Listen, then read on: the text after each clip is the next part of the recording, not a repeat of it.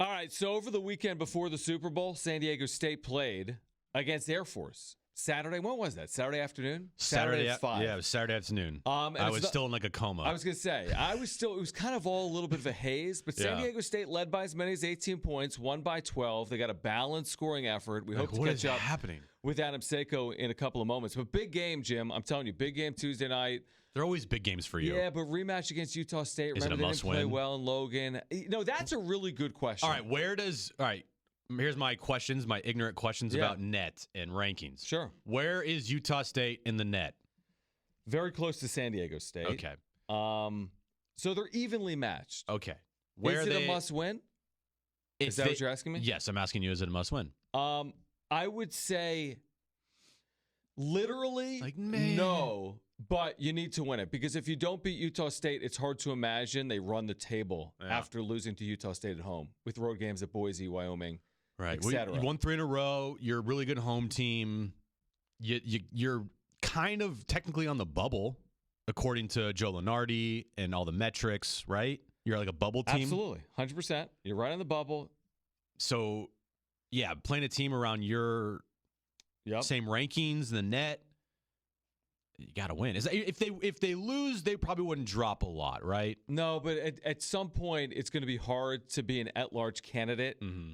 You have to win the conference tournament. They can only take on another loss, maybe 2, to get in as net large. Okay. So you can't lose at home to Utah State, in my opinion. By the way, Utah State's 58th. San Diego State is 50th. Okay. So they're very close in the metrics. It's been, like I always say, it's been a good year. So it won't be a situation if they win the game tomorrow night, they'll actually hurt themselves, right? No. They will go against San Jose State when they beat San Jose State. And they go down like 5 spots. Like, what? I'll say this. If you're an Aztecs fan, you got to get there tomorrow night. Like, the crowd's going to be a factor. It was in Logan. Oh, yeah. The crowd could be a difference for San Diego State tomorrow. Against a good team. Yeah. Right? We're in mid-February. Like, this is going to be impactful for San Diego State. So we'll catch up with Adam Seiko. San Diego State, Utah State, tomorrow night at Viejas at 7 p.m. with our pregame coverage beginning at 6:30. Great to have Aztec senior guard Adam Seiko with us. Adam, congratulations on 3 consecutive wins, and thanks for joining us today. Yes, sir. I appreciate that. Thanks for having me, guys. All right, so do you feel like the team is building some momentum right now because you've won each of your last 3 games, and now you get another chance at Utah State on Tuesday night? Yeah, definitely feels good to, get these previous 3 in a row wins. We haven't been on a win streak like that in a while. So it's a bit of momentum going into this game, and especially for this game. We want momentum going into a game like this against a team that we lost to last month, and, we have some bad taste in our mouth from it. So we're excited to go out there and compete at a high level. It's going to be a good game, and hopefully get the win. Was it nice for you guys to have a game, balanced scoring effort from everybody instead of relying just on Matt Bradley to carry the load? I'm sorry, can you repeat that? I was asking you, was it nice to actually have a balanced scoring effort from the entire team instead of Matt Bradley kind of just carrying the load offensively? Yeah, that should be our goal, every game. Matt's such a great scorer. He's an efficient player, so he gets to his spots really well, and he makes his shots at a high rate. So for us to, as a team collectively have everybody get in the scoring box, it definitely helps. And if we can continue to do that throughout the rest of the season, hopefully we'll see our margin of wins go up a little more. Adam Seiko joining us right now. John and Jim, Extra 1360. You mentioned kind of having a bad taste in your mouth after losing in Logan. So after that game, did you circle this one knowing that you get one more crack at them in the regular season?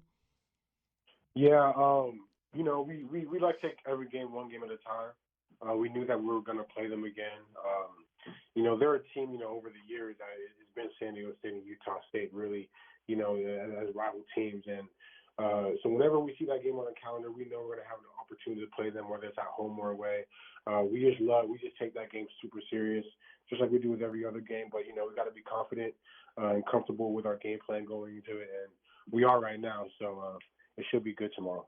Adam, what type of relationship have you established with the other guards on the roster, guys like Lamont and Trey? Yeah, those are our PGs, and, having a relationship with everybody on the team is very important, from 1 to 12 guys. Having camaraderie, not just on the court, but off the court, is what really helps us stick together and gel when we're playing together. So, I love those guys. They're great people. Besides being basketball players, We get along. We all communicate with each other in an effective way, constructive criticism. So it's great to play with them. What do you guys do for like team bonding events, like off the court? We don't actually do a lot of team bonding events together, but for the most part, all the guys we usually hang out, almost every day. If we're not hanging out every day and just chilling with each other, we'll hang on the weekends and stuff, and just kick it. We always want to be around each other as much as we can. So it's not really an issue for the team to really schedule team bonding events because we're all usually around each other for the most part. Adam, I'm reminded today that the last time Utah State played at San Diego State, you'll remember this night, Kawhi Leonard was in the building. You guys were whatever you were. I don't remember the record. I mean, an amazing run. You've won 20 consecutive games. Top 5 in the country, I think. Yeah, one of the top teams in America. You rallied. I think you trailed by 10 points in the second half of that game to beat Utah State. I guess my question is this.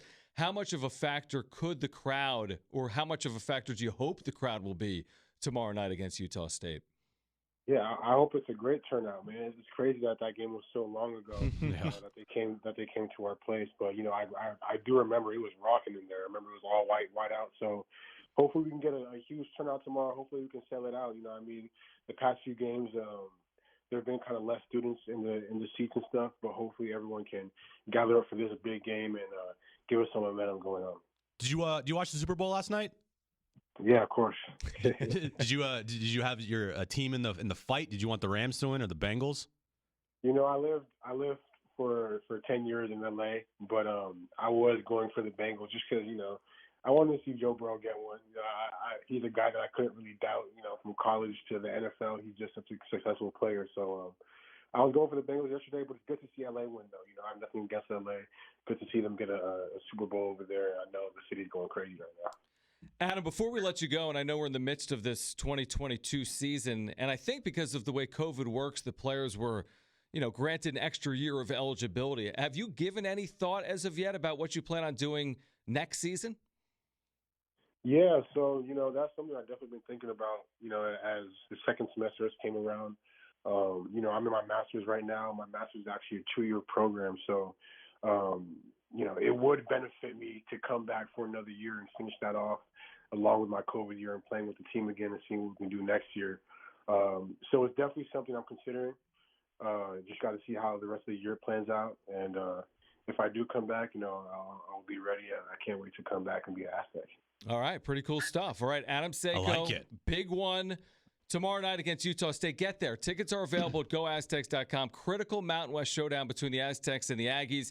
Adam, we appreciate your time, and we'll catch up with you tomorrow night. Always, John. Appreciate you guys. Thanks for having me on. Thanks, man. Adam Seiko, who's really not just a hell of an individual, really good basketball player, excellent defender, good three-point shooter. He's one of the winningest players ever, Jim, at San Diego State. He's in his 5th year. If he returns, bit of breaking news too. Yeah, how about that? Yeah, how about that? It's not definitive. No, but he's considering returning. If I had to read between the lines, I would say leaning towards returning, which would be a 6th year. Think about his 5 years. He's got the same record as Brian Dutcher. It's like 110 wins and 30 losses. If he gets a 6th year, you're talking about a 130-plus win player.